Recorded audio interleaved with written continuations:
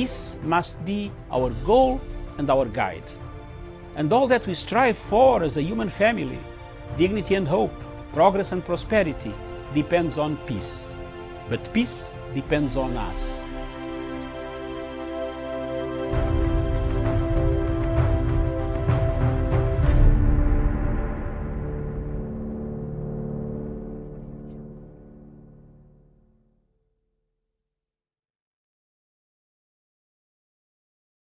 Thank you so much for finding time to being with us this afternoon.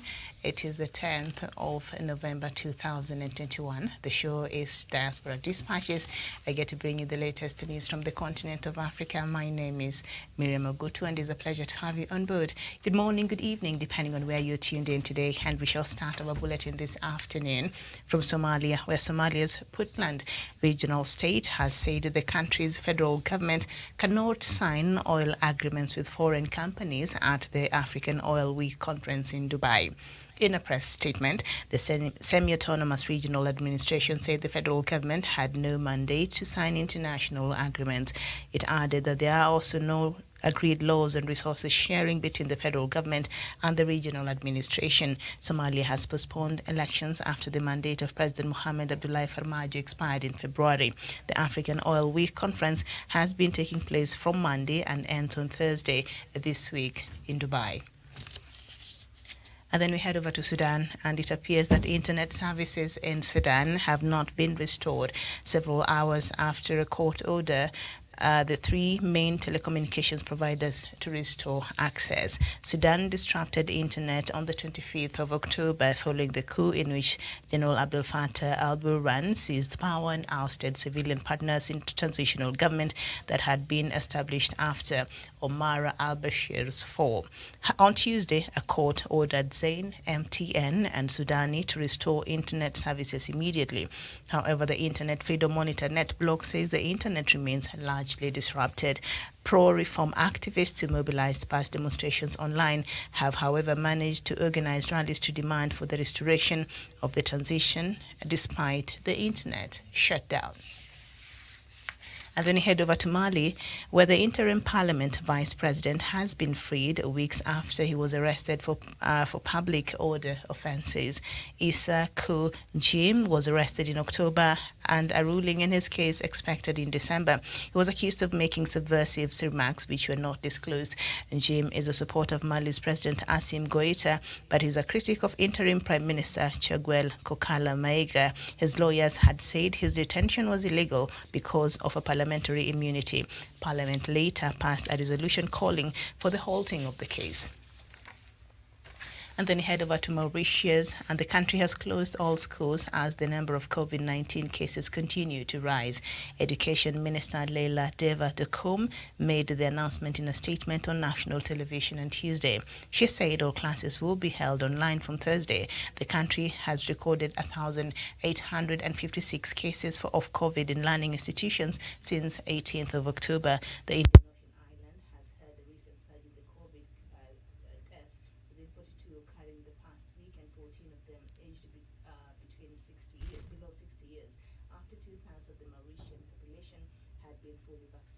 The health minister on Tuesday told Parliament that 61 fully vaccinated people had died in hospitals across the country since January. 44 of them had received Sinopharm injections. She said the government is encouraging citizens to take a third vaccine dose.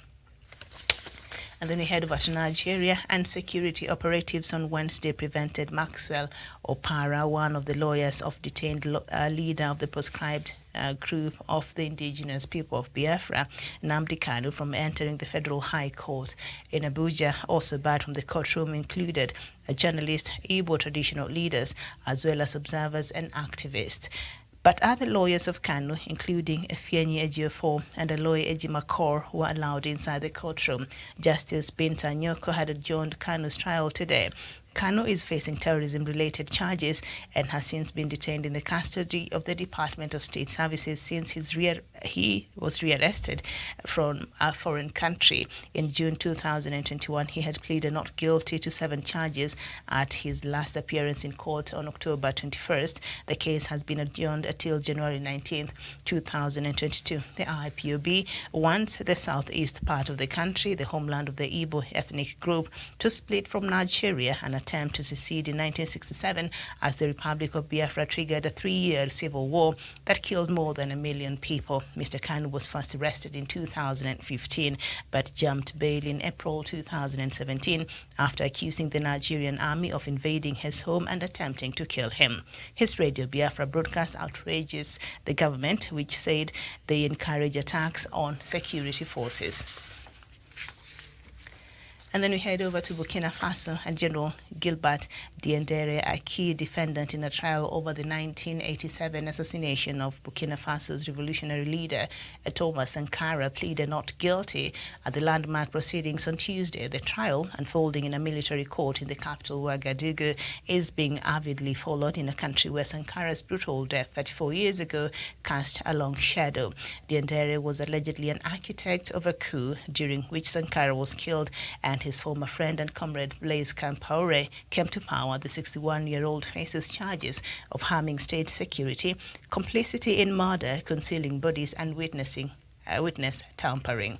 Sankara and 12 of his colleagues were gunned down by a hit squad on October 15, 1987, at a meeting of the ruling National Revolutionary Council, CNR. Diendere said that on that afternoon, he had gone to a sports field at the CNR's headquarters.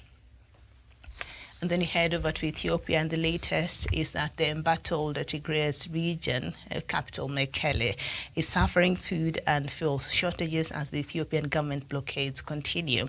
Once a bustling city with viable commercial economy, now there is barely any fuel for transport, and shortages of food and other goods in the market have driven prices up beyond the reach of most residents. Only a few cars are able to move on the streets of downtown Mekele. The streets were once jammed with convoys of humanitarian aid workers, trucks, public buses, and pedestrians going about their daily businesses. Now it's practically a ghost town, and Ethiopia is landlocked, depending on other neighbors for their fuel exports and imports. But the embattled Tigray region is not only landlocked, it has been under blockade and roadblocks that prevent most trade from entering that region. And of course, there is a report that has just been released by Amnesty International that says Tigrayan forces also have engaged themselves in serious human rights violations against the Amhara region, and there's been a lot of rape cases being reported there that the TPLF have been accused of committing, and other atrocities towards the Amhara region. And then we move on to, while they're trying to access the capital, because we know that is what is happening right now. But it's still staying with Ethiopia. And the United Nations said Tuesday that 22 of its Ethiopian national staff were detained by the federal government in Addis Ababa following raids reportedly targeting ethnic Tigrayans. 6 of the UN staffers have been released. And a UN spokesperson in Ethiopia said that no explanation was given for the detention of the staffers who work for various United Nations agencies, and he said some of them had been detained over the last few days, and UN security officers have visited those who remain in custody. On September 30th, Ethiopia expelled 7 United Nations humanitarian officials, saying they were meddling in the country's affairs. And then we go to Uganda, and Ugandan officials say the thousands of refugees from the Democratic Republic of Congo are streaming across the border to escape fighting between armed groups. Uganda Red Cross Society officials say the numbers are overwhelming humanitarian response teams. Men, women, and children from eastern Congo are being registered and assessed at the Kisoro District Transit Center. Fighting is reported between armed groups in the area of Shanzu and Runyonyi near Congo's Virunga Mountains, leading to the exodus. The United Nations Refugee Agency UNHCR says the fighting has forced 11,000 people to flee into Uganda since late Sunday. And then we conclude our bulletin from South Sudan, and the National Task Force on Coronavirus has revealed that some senior government officials have been obtaining the coronavirus negative certificate for traveling outside the country. The remarks come after the Minister of Foreign Affairs and International Cooperation tested positive for COVID-19 in Doha, forcing the presidential advance team to undergo quarantine in Qatar. This also led to postponement of President Salva Kiir's planned first-ever visit to the Gulf nation. As a result of such a behavior among government officials, Vice President Abdel Baghi issued an order barring any leader who does not get tested for the virus before leaving the country. And that is the latest from the continent this afternoon.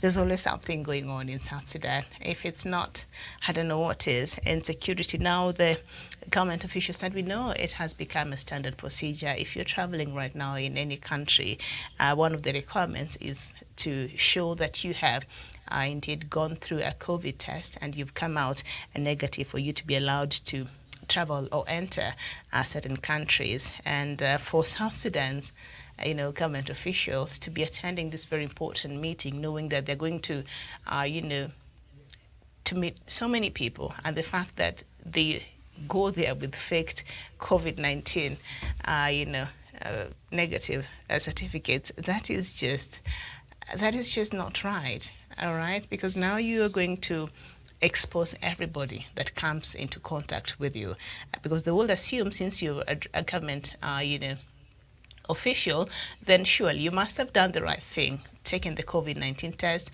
you have a certificate to show that you're okay, so you are okay while you're attending such an important summit. But apparently the government officials in South Sudan have not cared so much about that.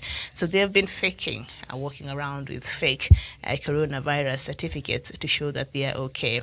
And to travel out of the country. What a shame. There's just always something going on there in South Sudan. Another war that I think has been ongoing and has been neglected, and nobody is talking about it in the recent past, and that is the war that is going on in the northern part of the Democratic Republic of Congo that has now seen an influx of refugees into Uganda. Uganda is already hosting, I think it does host the majority of the South Sudanese refugees, compared to us. We also have a good number of them, but Uganda have the bulk of that, as we do have the bulk of the Somalia refugees, but also we have a sizable number of refugees from South Sudan. And now on top of that, we have now refugees coming in. And from Sunday to now, Uganda has received about 10,000 refugees coming in from the Virunga area, northern part of Democratic Republic of Congo. And there's been an intensified activities of insecurities that have been going on. A lot of militant groups, and there are a couple of countries that have been accused as participating actively in this conflict in northern DRC, and one of them will be Rwanda, which for a long time has vehemently refuted these claims, but allegedly. And then we have that group, I don't know, it's the M3 or something, also that is really causing mayhem in that group. And Uganda itself, I think the M3s from Uganda, also has been accused, some of the militants have been accused of participating in that conflict in the Democratic Republic of Congo. It's just one of those countries that is just a sorry, it's unfortunate what is going in there, and we have this conflict being fueled by actors from outside the country, and not just the Western world, but also some of the African countries are involved, and indeed there are reports and proof of them really participating in this war in Democratic Republic of Congo. So it's one of those conflicts that nobody's talking about, but it's a humanitarian crisis. Between Sunday now, 10,000 people have left their homes. That is not a small number, and so hopefully this is something that will gather the attention that it deserves, so that we talk about it. I know we've been talking about Ethiopia now. 1 year later, the war still continues, the crisis still continues. Tigray is under blockade. The government of Prime Minister Abiy Ahmed is under pressure from sections of the world to see if they could stop the war and perhaps mediate with the TPLF, who have joined forces with the Oromia Liberation Army there. So it's a very tricky situation in Ethiopia. And as things stand right now, I think a civil war is very much so eminent, and even the representative that is supposed to be mediating in that war in Ethiopia. I don't know, it's the African Union who, chose, who is it? The former president of Nigeria to go and mediate over this crisis. Initially, IGAD had picked South Sudan's president, Salva Kiir, to be the mediator in this process, and I think he's not done much really, because there's nothing to show for, and nothing much has been done. The war continues and it has intensified. So I don't know if Obasanjo, yes, that is the person that the AU has chosen to mediate that war in Ethiopia, if at all he will make any inroads. But we know that the last time he was talking, I think on Monday, he said there's little that can be done to salvage, and the window that is still available to salvage that situation is almost closing. And so it's a very grim situation in Ethiopia, and you hear reports after reports after reports, and nothing really there to smile about, even as the TPLF and LA are advancing towards the capital, Addis Ababa. Things are not looking up. So that is the situation. So in this chaos, we've seen Tigrayan forces and the government forces being accused of committing atrocities towards the civilians. We've seen the bombardment by the Ethiopian government, airstrikes that, a couple of weeks ago. And now the Tigrayan forces are being accused of using rape as a weapon during this time of the civil unrest. It's not even a civil unrest. It's a military situation going on. And I don't know, in Ethiopia, perhaps is it a political situation being sold in a military way, and that's why we've ended where we are today. If Prime Minister Abiy Ahmed would have taken a different approach and not the military approach, I don't know if it would have made a difference. But as it is now, Prime Minister Abiy Ahmed is calling on all Ethiopians who can arm themselves to arm themselves and join the war. And the other side, the Tigrayan forces, together with these other militant groups that have joined them, are saying they're not relenting and they're going after. So I don't know what is their end game, to remove Prime Minister Abiy Ahmed and then what? Come back and be the leaders of that country, because we know they had led Ethiopia for about 27 years. And so I don't know what the end game is. Is it just to remove Abiy Ahmed, or after they've removed him? And then what? What do they intend to do? Are they calling to succeed and be their own country as Eritrea succeeded so many years ago? Is that what they want? They're not very clear, but we know that they are not happy with Prime Minister Abiy Ahmed, and so perhaps their goal is to remove him. I don't know, after they've removed him, and then what will happen after that? South Sudan knew they wanted to secede from Sudan. So they fought years after years. So finally they were given their country, but it appears they did not have a roadmap on what they really wanted to do after the country was handed over to them now. So see where we've been almost 10 years later. Nothing really to show for. Not almost, actually 10 years later, nothing to show for. So yes, there you go. So anyway, today, Nnamdi Kanu, the leader of the IPOB, he showed up in court in Nigeria, in Abuja, the Federal High Court in Abuja. And interesting, they prevented some people to enter, they were barred to go into this courtroom, and that will include journalists, that will include some Igbo traditional leaders who had showed up to the court and wanted to show their support to Nnamdi Kanu, as well as observers and activists, and some lawyers. Only 2 of his lawyers were allowed, and that will include Ifeanyi Ejiofor and Aloy Ejimakor. These are the only lawyers that were allowed to be inside the courtroom, but everybody else was barred. So we are waiting. But from what we hear is that the case has been adjourned until January 19th, 2022. So Nnamdi Kanu will be spending his Christmas inside the jail, where he's been since June, since his illegal is it kidnapping or what? I don't know what to call it. Back to Nigeria. And we know that he's leading the indigenous people of Biafra, a group that has been proscribed and has been termed as a terrorist group by the Nigerian government. And the IPOB comes from the southeastern part of the country, the homeland of the Igbo ethnic group, and they've been calling for secession. And this follows an attempt to secede in 1967 that led to a 3-year bloody war that claimed so many lives. And as I've told you on this platform before, even was the point where Médecins Sans Frontières was formed after a French doctor who was visiting Nigeria at that time saw what was happening in Biafra land, and so he decided to go get some of his doctor friends, and they came to treat the people and the children in Biafra at that time. And so that is how MSF was formed from the Biafra War between 1967 and 1970. So many years later, there's still the agitation wanting to secede. Of course, that has been met with a lot of force with the succeeding the government of the government we have right now, Muhammadu Buhari, and the governments before that.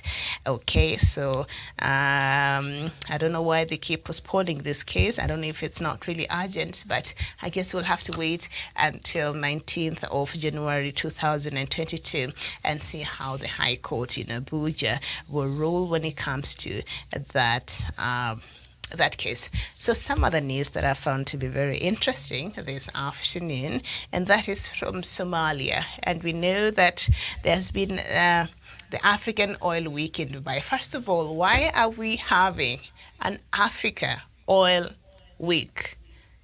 I don't know if it's a symposium or a workshop or a conference. Like, why are we having that in Dubai? Why can't we have an African Oil Week in Nigeria? It produces oil.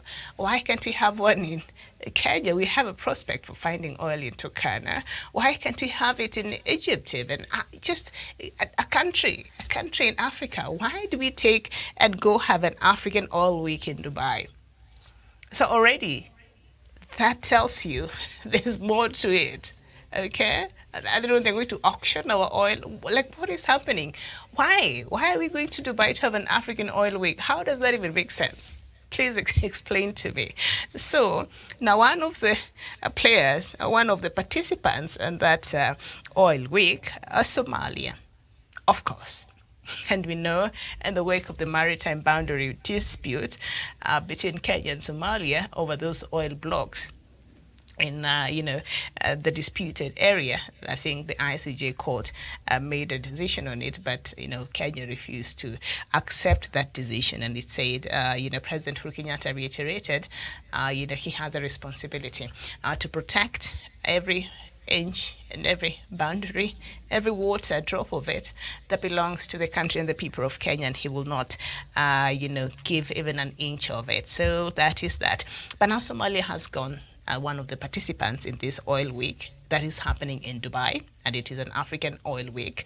And Puntland came out and said, and is warning Somalia, the federal government of Somalia, they're in Mogadishu, and they're saying, don't you dare sign any of these oil deals with any other country or enter into any agreement with any other country because there's no proper way in which sharing of resources has been described in the constitution in Somalia. Do they even have a constitution?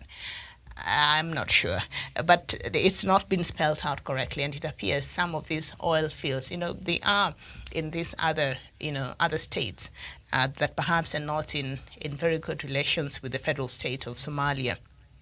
So Puntland, a regional state, has said that the country's federal government cannot sign oil agreements with foreign companies at the African Oil Week conference in Dubai. Like, I still have trouble.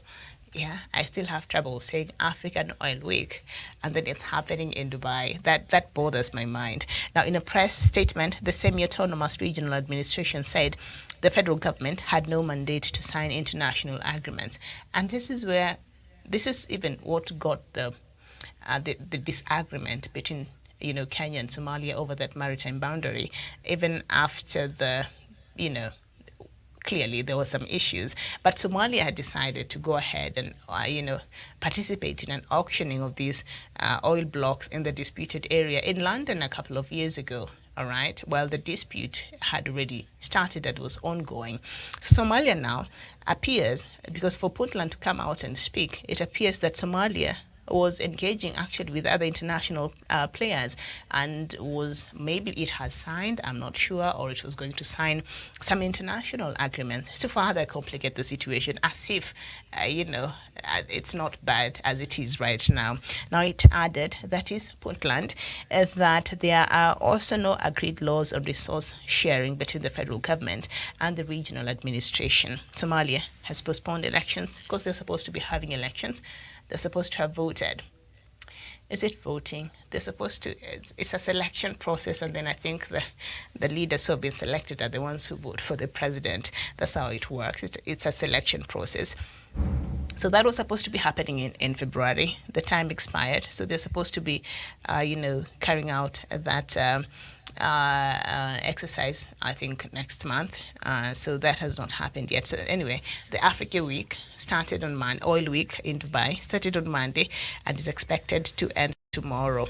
And so hopefully Farmajo will not start another war in Somalia, because it has enough. It has enough in internal, conflict as it is. They are perennially at a crisis. So if President Farmajo goes ahead and does this, that will start other issues. And we know that peace and security in Somalia right now is quite fragile. So any other thing that will add to that will fuel more acrimony, I think should not be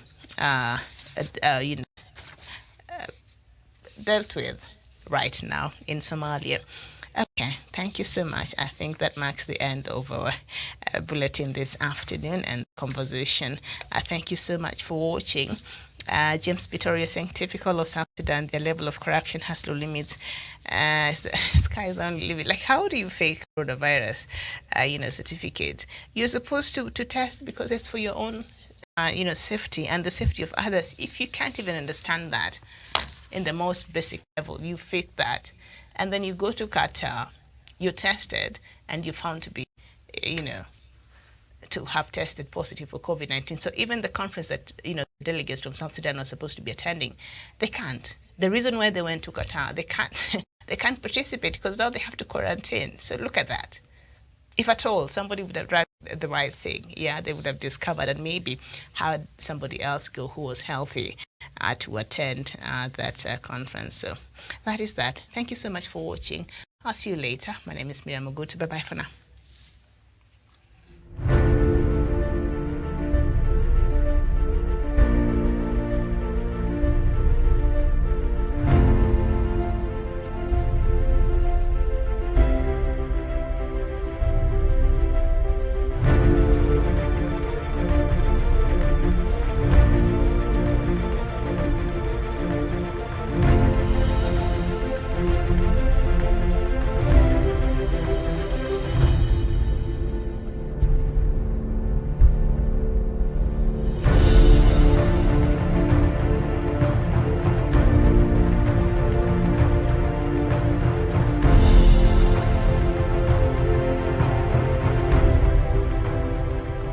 Peace must be our goal and our guide.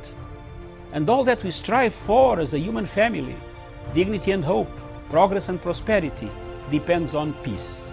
But peace depends on us.